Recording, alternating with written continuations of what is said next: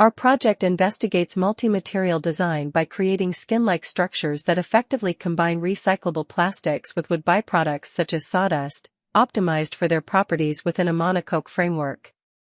Globally, 11 billion tons of waste are produced each year, averaging over 1 ton per person annually.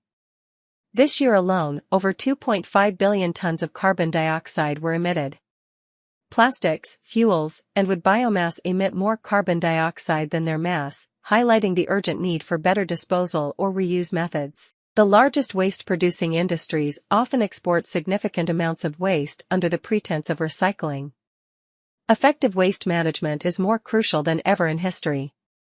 In the UK, the construction and demolition industries are the largest waste producers. Wood waste and plastics constitute a major portion of this sector, following a linear path from consumption to disposal, where they are downcycled, contributing to land and air pollution. 58% of wood waste is burned as biomass, releasing 1.8 kilograms of carbon dioxide per kg burned. Addressing this recycling gap and adopting a more circular approach to design and material use is essential for a sustainable future. Multi-material design provides designers with an opportunity to move beyond traditional methods and rigid manufacturing tools, unlocking innovative possibilities by integrating diverse materials, including those from waste. Material research and testing. In 2023, over 50% of the UK's waste was either downcycled, incinerated, or sent to landfills. Polylactic acid, PLA, is biodegradable in controlled environments, and sawdust, also biodegradable, shows potential for reuse when combined with PLA and processed using additive manufacturing techniques. Various samples with different densities were created by mixing these materials. In order to understand and compare structural strength of timber with waste wood PLA composite, we tested different samples of wood, plywood, bamboo composite, PLA, wood PLA as well sandwiched composite samples for compression and tension. Next, we began mixing the materials in various gradients. To simulate the mix, we attempted to produce a prototype of mixed filament using different colored filaments. Next we experimented using actual wood dust and PLA to create these patterns. After creating various abstract patterns, we commenced testing patterns that could address different attributes such as structural strength, density, and transparency. Patterns with a vertical arrangement of wood and clear PLA exhibited superior strength compared to others among the 12 samples tested. Additionally, among the 8 samples tested, it was observed that sandwiched panels of wood and clear PLA, when placed horizontally on top of one another, were capable of bearing a load of nearly 120 knots, a capability beyond that of regular wood. Prototypes. Different patterns were responsible for different functions. After doing a series of trial and error with wood dust, PLA, and timber, we developed a series of prototypes of sandwich panels to demonstrate the different layers, patterns, and properties that we wish to achieve. Our goal is to create an integrated system fuses all together to a continuous skin. By fusing plastic and wood-based materials through an extrusion-based methodology and reinforcing them with natural timber parts, Metaskin aims to develop functionally graded envelopes that exhibit properties like density variations and patterning, which enhance structural performance and durability, but also envelopes that are customizable in terms of visual connectivity, opacity, textures, and materiality based on user preferences. Each of the selected patterns was connected with a utility. The hexagonal we combined it with the open bump areas that could be used for ventilation, the triangular with openings for visual connection between indoors and outdoors, and the ripples for soundproofing. Design development and site application. Our goal is to create configurations that are not grid-based, utilizing analysis to determine the optimal positions within a given site. These positions will be translated into areas and will be merged with transitional spaces, all under a unified exterior skin. We identify underutilized or vacant spaces in London and develop temporary structures to activate these areas. Conventionally, we test scenarios where spaces initially contain sparse structures that gradually expand and evolve into more complex forms. These expanding geometries, resembling cellular growth, are designed to fit scale-wise with the surrounding buildings.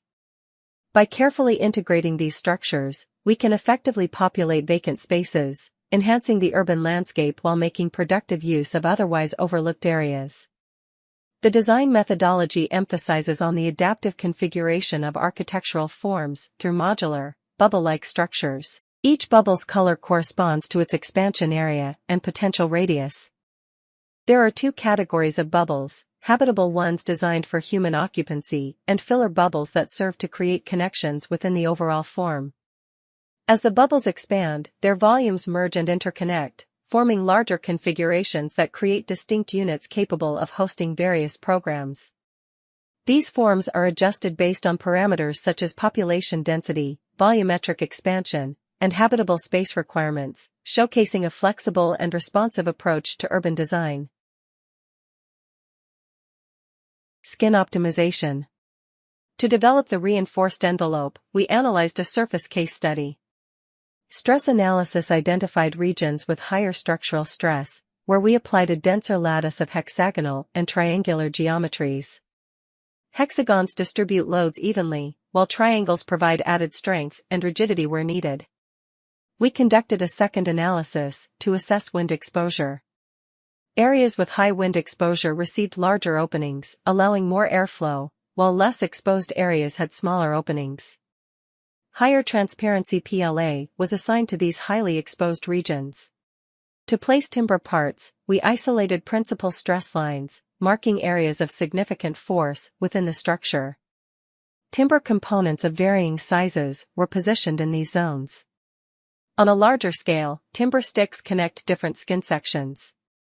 Placement and size were determined by monitoring curvature. Longer sticks were used in flatter areas, while high curvature areas received shorter sticks or infill connections. Based on material testing, we allocated sawdust and PLA mixtures to high compression areas, creating dense mixes tailored to these regions. On a larger scale, the different parts of the skin connect with one another due to timber sticks placed in the inner layer. To connect the panels, the principal lines are arranged, indicating the areas where the timber sticks will be placed. To configure their size, we monitor the curvature of each region. In areas with high curvature, no sticks or very short sticks are placed, while in areas with less curvature, longer sticks connect the individual pieces. In areas of continuous high curvature, the pieces are connected with the infill.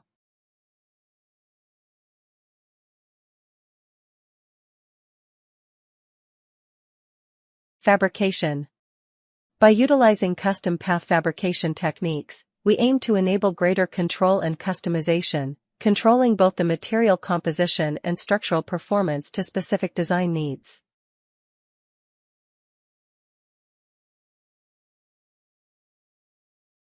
The fabrication cycle begins with the collection of wood waste, which is then sorted by a cucker robot using a gripper tool. The sorted reusable waste is selected and set aside. The non-reusable waste is further processed into chips and sawdust. This mixture is loaded into an extruder by a robot, where it is combined with PLA, polylactic acid, to create a fused filament. The filament is used for robotic printing, while the reusable timber parts are strategically placed on the inside of the panels to enhance their performance. Test 1 details the sequential steps of robotic printing with PLA and sawdust, selecting timber parts, and adding them to the structure as the printing progresses. This approach fully integrates the timber into the structure, ensuring their precise placement within the printed matrix to enhance overall stability and performance. In Test 2, the focus is on experimenting with the alignment of timber within a structural matrix. It highlights the positioning of timber parts within a 3D printed panel to enhance structural performance. Pocket-like areas are created within the panel, and the timber is placed within them. A larger model of the optimized skin was printed, adhering to the same material distribution principles. Timber was inserted between these layers for added structural integrity. Wood dust PLA and regular PLA were strategically placed based on structural strength, stress distribution, visibility, opacity, and ventilation needs, creating an integrated skin. The 3D printed model also demonstrates the reuse of wood dust and PLA achieved through this design and fabrication method. Fabrication is crucial for realizing multi-material concepts. Subtractive tools fall short in achieving seamless material integration, but additive methods like multi-material 3D printing excel. Robotic printing enables life-sized outputs, making multi-material designs feasible. The example demonstrates the seamless transition between wood dust PLA and regular PLA, from digital design to physical fabrication. Multi-material design is a strategic approach in design and construction, where materials with distinct properties are intentionally combined to achieve specific objectives. By utilizing materials with diverse characteristics such as strength, flexibility, conductivity, porosity, and transparency, designers can explore new frontiers in design and material application. As a result, multi-material design becomes a valuable tool for uncovering the hidden potential of materials and expanding the boundaries of creativity and functionality in design.